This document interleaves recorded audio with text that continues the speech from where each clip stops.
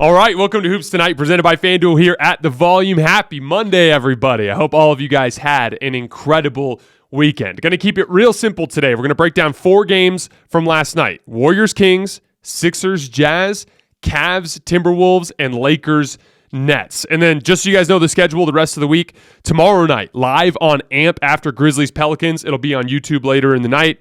Wednesday night, live on AMP after Celtics, Hawks, and then live on YouTube after Warriors, Suns.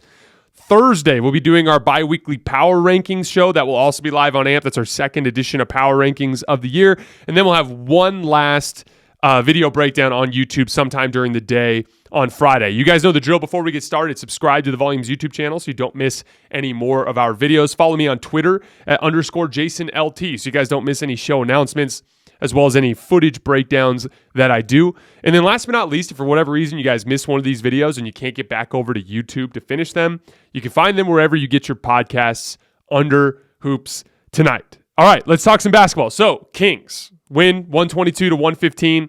They started 0-4, but they're 6-2 over the next 8 games. A couple of quality wins in there against the Warriors and Cavs, although it's been a softer schedule in the other 4 wins. They are 4th in offense during that span, just outscoring teams, 22nd in defense during that span. This was a really interesting game because the Kings actually ended up taking a 9-point lead kind of midway through the 4th quarter against Golden State's bench. Big shock. We'll get to that in a little bit. Then Steph and Draymond check back in the game, and the Warriors immediately go on a run, and they take a 113-110 lead off of a Draymond layup. And then from there, over the course of 4 possessions, the Kings took this game away from the Golden State Warriors. On the Draymond make, De'Aaron Fox gets the inbound pass and just runs down the floor faster than everybody and finishes at the rim. Then over the next 3 possessions, they just spammed Spain pick and roll. De'Aaron Fox up top, Sabonis comes and sets a screen, Huerter's underneath the basket.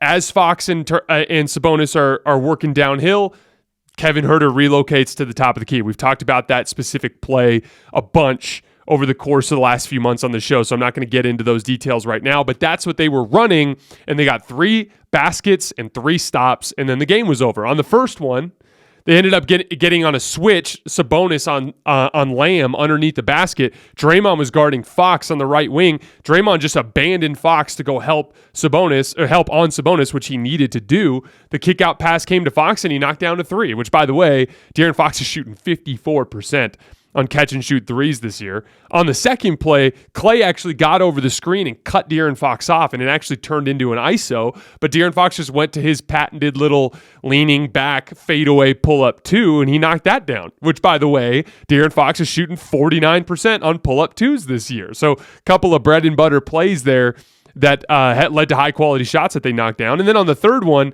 De'Aaron Fox actually rejected the screen and went over to the right. Sabonis was at the top of the key, and Draymond was there, and Draymond just fell asleep. And Sabonis just cut right behind him and got an offensive rebound and put the ball back in the basket. So, an unusual, uncharacteristic defensive mistake from Draymond Green that led to that third basket. Suddenly, you're down 6 and the game is over. And that's kind of like the problem with what the Warriors are having with their bench is, their starters can play really well, but they're starting from behind a lot of the times when they're coming back in late in these games, like Steph and Draymond checking this game down by 9. So even if you do go on a 15-3 run to take a lead, that should be a 15-3 run that puts the game away. And instead you're only up 3 and you have a 4-possession sequence where the Kings run some solid offense and you miss some shots. Lamb missed a wide-open catch-and-shoot 3 on the left wing. Andrew Wiggins missed a wide-open catch-and-shoot 3 on the right wing, and the game is over. So we're going to get to the Warriors in a second, but that's just another example of this problem that's been cropping up for them throughout this year. All right, I had 3 Kings that I wanted to shout out before we move on to the Warriors. First, De'Aaron Fox. So he's up to 26-5-6 on 64% true shooting for the season. I went over his jump shooting stats earlier, so I won't do that again. But you're seeing what happens when you're a real downhill threat combined with real jump shooting proficiency. When you can actually make a defender have to make a decision between containing the drive and taking away the jump shot, that's what makes you impossible to guard. And we're going to find out over the course of the season just how consistent that jumper is. Because if this is the way he shoots, then he's an all-star. And now we have to kind of change the way that we look at the Kings moving forward.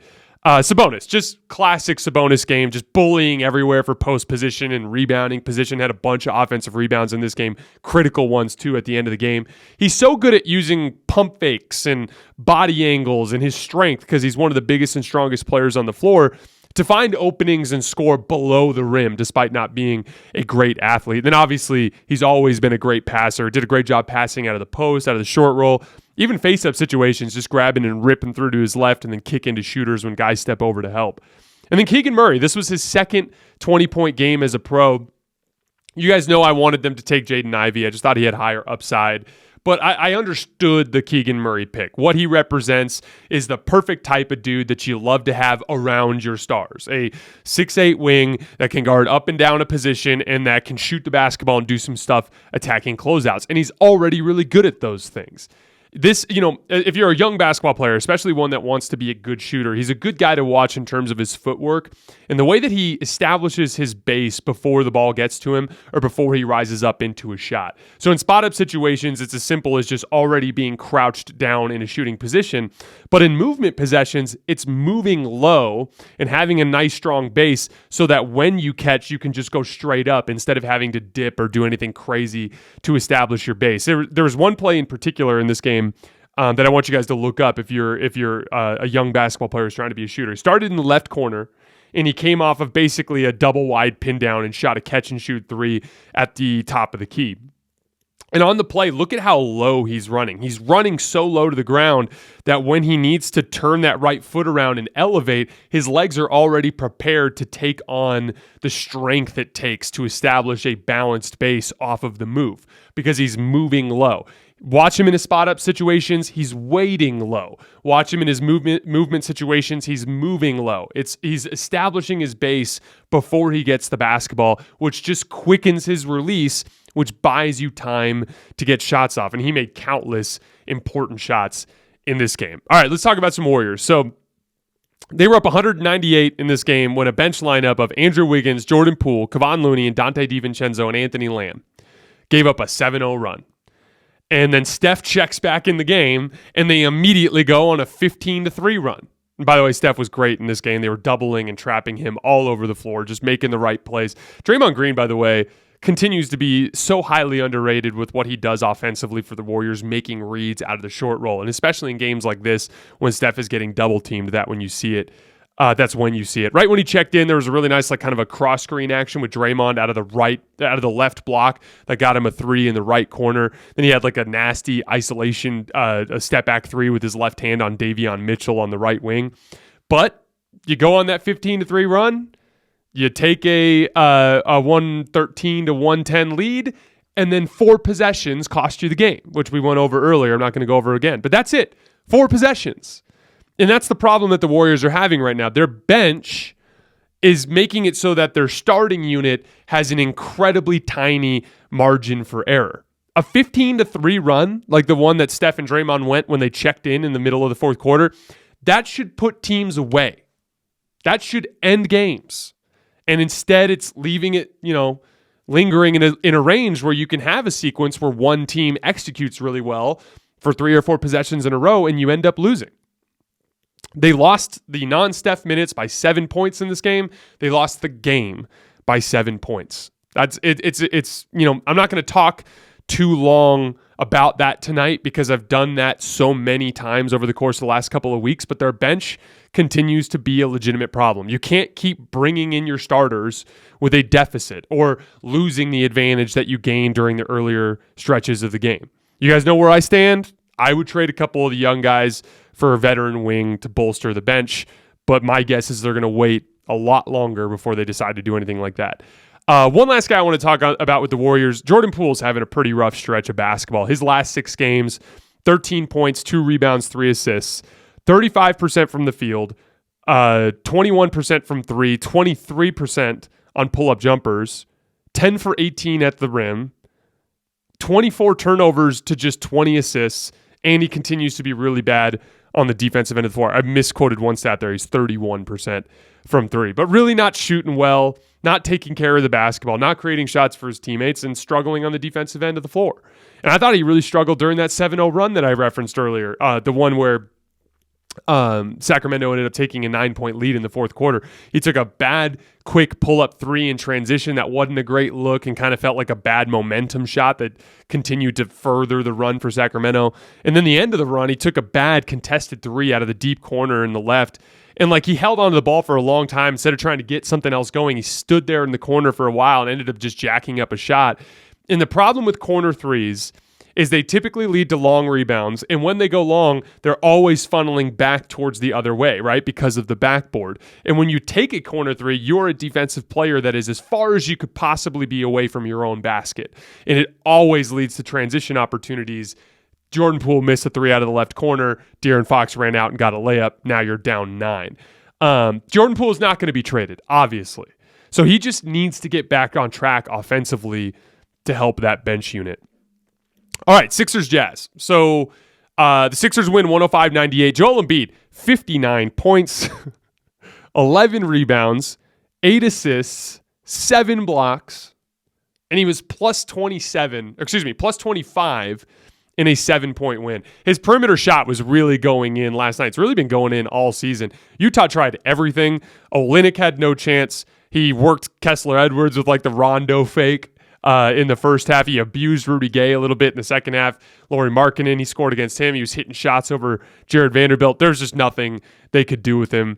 Most of his blocks, the 7 blocks that he got, were during a stretch of the game when he was guarding Jared Vanderbilt, and he just completely ignored him, hung around the basket, which again, when you have a big guy who's able to hang out around the basket because he's guarding a non-shooting threat, that makes it so all your perimeter defenders are able to push up more on jump shooters because they have leeway knowing that Joel Embiid is behind them. And as a result, they locked in, they got enough stops, and they got a win. You guys know my take on Joel Embiid. He's not my favorite player. But for him, everything is about his perimeter shot. When teams pack the paint on you, whether that's through double teaming or just zoning up or whatever it is they do to make it so that you're playing in too much congestion around the paint, you have to be able to do one of two things. You have to be able to pass the basketball well to make teams pay for doing that, or you have to be a great jump shooter. You have to be willing and able to knock down shots over that paint congestion. You know, for Giannis, because the jump shot is just so far away, it's about the passing, and he's also a very good passer. Giannis, like, Joel Embiid is a bad passer. We're going to get to that in a minute. Giannis is a very good passer already. So for him, I'm less worried about the jump shot because his passing ability combined with his ability to force teams to pack the paint, turn him into an offensive engine. For Joel Embiid, not a great passer. He had 8 assists last night, but he had 5 turnovers. For the season, he has more turnovers than he had assists. So with Joel Embiid, I'm always looking at the way he's shooting the basketball further away from the basket because that's the kind of stuff he's going to have to do to be effective when teams really pack the paint on him. This season, he's shooting 45.5% outside of the restricted area. Now, we've talked about this a lot over the show, over the course of the last year on the show. You guys remember. In his playoff career, you can basically book him to miss 2/3 of his shots outside of the restricted area. That's just what he does every year in the playoffs. He makes a lot of perimeter shots during the regular season, and I don't know if it's the fatigue and just how much more demanding the playoffs are on him physically, or if it's the pressure or what the deal is. He can't make shots outside of the restricted area in the postseason. He also doesn't get to the foul line as much, and he doesn't pass well enough when teams pack the paint. So his impact, Joel Embiid's one of those guys whose impact just kind of craters when he gets into the postseason. So a big thing to watch for him over the course of this next phase of his career is how well this perimeter shooting translates to the playoffs.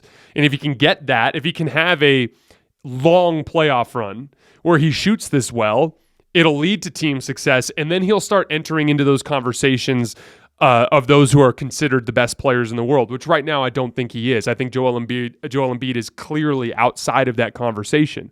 But 45.5 outside the restricted area this year, if he can maintain that through the season, through the playoffs, through a deep playoff run, now we're talking about a guy who's every bit as good as a Nikola Jokic, who's every bit as good as a Giannis or a Steph or any one of those kinds of guys. Ladies and gentlemen, the Utah Jazz are finally starting to miss some shots. A lot of people have been asking me, like, how are the Jazz playing so well to start the season? And I don't really think it's that complicated. They don't have a star, right? Although Lauri Markkanen's been playing like a star, but they have a ton of ball handling and shooting.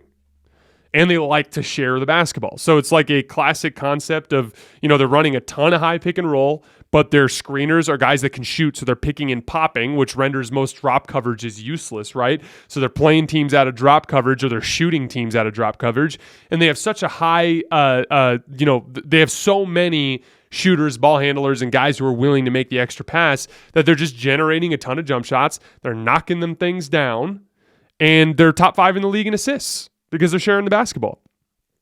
But like that shot making, guys just rising up and knocking down shots has been a huge part of their offensive success to start the season. Before this 2-game losing streak, they had an effective field goal percentage of 49% on pull-up jump shots, which was 7th in the league. Their last 2 games, 29% on pull-up jumpers, including 19% on pull-up threes. Now they're 0-2. So as you can see, guys just rising up and knocking down shots for the Jazz has been a huge part of their success. They're also 3rd in the league in catch and shoot makes per game. So they just pardon my language, they just shoot the shit out of the basketball, man. And that's really all it takes. In the modern NBA, when you've got enough guys that can do that and can put the ball on the basketball, put the ball on the floor, it renders so many of these coverages useless. But maybe this is them cooling off a little bit, and maybe they'll consider to start trading some of their pieces soon. I don't think they want to disqualify themselves from the Victor Wembanyama sweepstakes. All right, Wolves-Cavs. So the Wolves win 129-124. The Cavs were really shorthanded. They had no Donovan Mitchell and no Jarrett Allen in this game, which is arguably their 2 best players. This was a classic D'Angelo Russell and Karl Towns game. D'Lo was just working in pick and roll all night long. In the first half, he was seeing a steady diet of Darius Garland and Raul Neto, and those 2 guys are just way too slow. So even when they fight over the screen and get a late contest, D'Lo's just not even seeing those guys because they're too small. Then in the second half, they switched Darius Garland onto Jaden McDaniels, and they started giving him a steady diet of like Karis LeVert and Isaac Okoro. But at that point, he was already feeling himself. He already had his confidence in his rhythm, and he just kept hitting those tough shots. And then obviously D'Lo's always been a really good passer at high pick and roll, especially when he's shooting the ball as well as he is, and it dictates more attention. And then Karl Towns, the usual stuff, hitting pick and pop threes, jab step threes, and like ISO situations. He beat Evan Mobley to the rim off of a pump fake and rip through late in the game. Did the same thing to Robin Lopez out of the right corner. He's one of the best face-up players in the league. With this game, the Cavs damn near won it anyway, on the strength of a career-high 51 from Darius Garland. Got crazy hot from 3 in the fourth quarter. Was making some really tough shots. Classic, I go out of my way last week to talk about how I'm concerned about Darius Garland's shot making because he's a little bit small, and then, of course, he just goes out and makes every single damn shot to drop 51 against the Timberwolves. I know I've talked a lot about Darius's defensive shortcomings, and they're real. Like, he could not guard D'Angelo Russell in this game. And then they switched him onto Jaden McDaniels, and even Jaden McDaniels was scoring over the top of him when he would like cut to the basket or post-ups and things along those lines. But make no mistake, he's that classic combination of great pull-up shooting with a good mid-range game and the floater and stuff like that make him a really dynamic pick-and-roll shot creator, especially with as well as he passes the basketball. If the Cavs do decide to make a move on from him to capitalize on the rest of the talent on this roster, it won't be an easy decision to make because of how gifted he is offensively. And no matter what, they should absolutely wait till the deadline because you want to give this group as much time as possible to try to figure out a way to either hide Darius through some scheming thing like pre-switching or putting him on defenders that like putting him on offensive players like Jaden McDaniels, but maybe, I don't know, teaching him to front the post and having him work a little bit harder. Just try to find a way to make him functional defensively so maybe you don't have to make that trade. But here we are, and you're sitting at, 8-5, and you're 2-5 in games that Darius Garland has played. So that's definitely something to keep an eye on as the season progresses. All right, Lakers-Nets. Big win for the Lakers over a Nets team that had won 4 out of 5 games. KD made 2 free throws to get it down to 91-87 in the fourth quarter. And then Austin Reeves, Lonnie Walker, and Anthony Davis just took this game over. Very next possession, Austin Reeves kind of gets the ball late clock on the left wing and has to rescue a possession and makes a really nice 2-dribble pull-up going towards the left elbow. Did a really nice job of taking a really long step before that last pull-up to get the defender to back off a little bit, rose up, left it a little short, but got the bounce on the rim. Then on the next possession, he runs high pick and roll with Anthony Davis. This was I tweeted a video out of this particular play. Again, you can find it on my Twitter feed at _JasonLT. But he gets downhill and draws help. Now, I said in the video that he made the fourth read in the pick and roll because the reads in order are if you're coming downhill and you have a layup, you take the layup. If the big man steps up, you have the drop pass to Anthony Davis. If for some reason the drop pass isn't open, it's usually the weak side corner.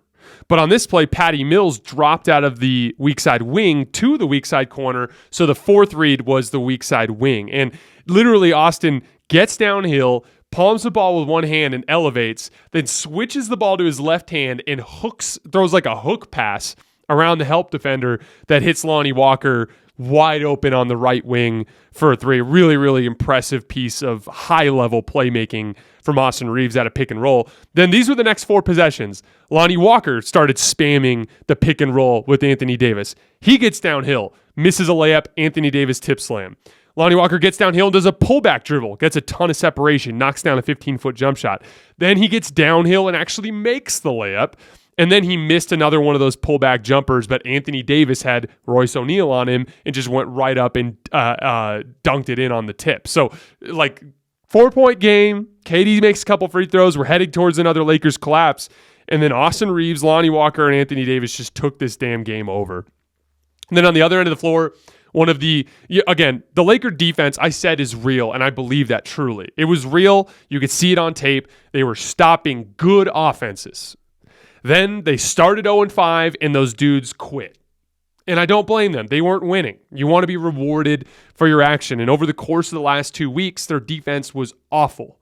But last night looked like that Lakers defense that we saw earlier in the season. Anthony Davis had a couple of key stops on Kevin Durant, including a possession where he just straight up denied him the basketball full court on a critical defensive stop. And then KD also missed a couple of short floating jump shots that he usually makes. And then the game was over.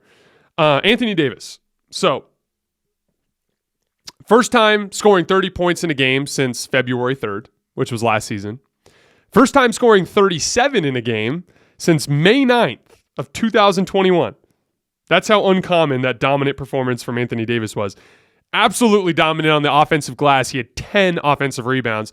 Some of it was bullying, Nick Claxton, Kevin Durant, a little bit of Markieff Morris, but also in the pick and roll switches, just destroying the Nets guards when they wouldn't do their job of boxing out Anthony Davis when there'd be a pick and roll switch. He had a couple of nice post moves in the first half, and then he had a couple of really nice isolation pull-up jump shots over Kevin Durant in the second half. Just a vintage, dominant Anthony Davis performance. This is why I hold Anthony Davis to such a high standard. He puts up really good numbers on his bad nights, a lot like LeBron. I constantly, when I criticize Anthony Davis or LeBron, I'll have people go like, LeBron had 25, 10, and 8 in this game. How dare you say that he played terrible? And I'm like, LeBron will put up 25, 10, and 8 in his sleep. Anthony Davis will put up 24 and 13 in his sleep. Okay? So you've got to pay attention to the difference between when they're really impacting the game, the way that they're capable of, and when they're sleepwalking. And both of those guys, especially Anthony Davis over the years, has a tendency to sleepwalk. LeBron, those performances are few and far between, but I call them out when they happen as well. Is he Giannis? No, he's not gonna be the best player in the world. I think that ship has sailed. He's just not fast enough right now, and he's not physical enough. But there's no reason in the world why he can't average 30 and 12. That's his basement when he's fully engaged. There's no reason he shouldn't be a Defensive Player of the Year candidate every single year. He is in the heart of the prime of his career. This is not 38-year-old LeBron who you can understand why he takes a few defensive possessions off. This is heart of your prime Anthony Davis, one of the most physically gifted players in the league. There's no reason in the world he should ever average less than 30 and 12 or be a top 3 Defensive Player of the Year vote getter every single season. I wanted to talk about the LeBron-AD pairing for just a minute because any hope that the Lakers have of contending in this era depends on those two guys. We talk about a lot of the stuff on the periphery, but those two guys are also not good enough, have not been good enough over the course of the last 2 seasons. The front office has made it perfectly clear that they don't believe in those two anymore. That's why they didn't make a trade. If they believed in LeBron James and Anthony Davis, Russ would be wearing a different jersey right now. Buddy Hield and Miles Turner would be flanking LeBron James and Anthony Davis. They are not. The front office doesn't believe. If LeBron comes back next Friday, the Lakers have 4 full days off now. If LeBron comes back next Friday and he plays the way he did against the Clippers right before he got hurt, and if Anthony Davis continues to play at this level, the rest of the team will defend their ass off and they'll make enough plays offensively for them to go on a winning streak. And they're up into a weaker part of their schedule. Their next 6 games are the Pistons, the Spurs, the Suns, the Spurs, the Pacers. 5-1 is absolutely doable with LeBron James and Anthony Davis on the roster. And 6-0 is possible if you can win a game against the Suns. If you go 5-1, now you're 8-11. Now Rob Pelinka and Jeannie Buss will consider pulling the trigger on that deal. And then you can go on a run with Buddy Hield and Miles Turner against your tougher opponents. There was this story from Chris Haynes for Yahoo Sports last week, or maybe the week before, where there was like some pretty significant like hints that LeBron James and Anthony Davis want a trade to be made. They were publicly advocating for it through leaks to Chris Haynes. But Rob and Jeannie clearly will not do so until they believe in that pairing. Now, I think that's horseshit. They should have invested in them before the season started. They set them up to fail by sending them out there against that impossible schedule without enough help on the wing. Rob and Jeannie, it was a completely unacceptable approach from them. But that's their approach. So you need to prove to them, LeBron and AD, that you're worth the investment. And if you do, I believe they will invest. In this next 6-game stretch, starting on Friday, we're going to find out a ton about what LeBron James and Anthony Davis are capable of. And then on the Brooklyn Nets front, that was their 6th game in 10 days. 5 of those games were on the road, and this was a back-to-back. They got really sloppy defensively in the fourth quarter. So I'm going to kind of give them a pass here for fatigue. I really like what they're building in terms of their identity. They need to find a way to integrate Kyrie, but like a focused version of Kyrie, because they simply need the talent and they can't flip him for anything. They don't have any real means with which to improve the roster. So this is going to be KD's biggest leadership challenge. He needs to get Kyrie back in that locker room, and then as his friend and as the leader of the basketball team, beg him to stay on task until the end of June or whenever it is their season ends. Then be like, dude, whatever else you want to do at that point, go nuts. But just for me, man, my friend, please give me this next few months. Let's make a run at this thing. We're good enough. There's a lot of talent on that Nets roster, but not enough if Kyrie's not there and not if he's fully engaged. Not unless he's fully engaged. Whatever it was to start the season, all the bad energy and aura surrounding the team, that can't happen anymore. You need him to be fully engaged in this version of the Nets. All right. That is all I have for today, guys. Like I said, tomorrow night, live on AMP after Grizzlies Pelicans. Wednesday night, live on AMP after Celtics Hawks. Then live on YouTube after Warriors Suns, also on Wednesday. Thursday, live on AMP for our power rankings. And then Friday, one more film breakdown. And then we're out of there for the week. As always, I sincerely appreciate your guys' support, and I will see you tomorrow.